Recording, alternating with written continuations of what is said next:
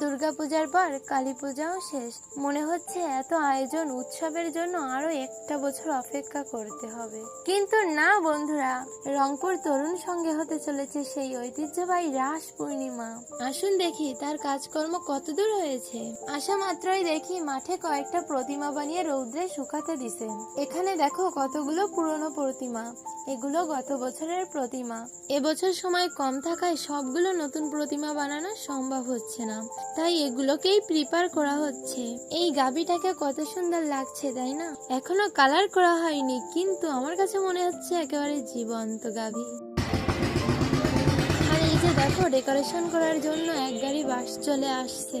আর এই দেখো এই মাটি দিয়েই প্রতিমাগুলোকে প্রিপেয়ার করা হচ্ছে, অনেকগুলো নতুন প্রতিমাও বানানো হচ্ছে। আর এইটা হলো আমাদের গাছতলা। বন্ধুরা এই মূর্তিটা বলো তো কি?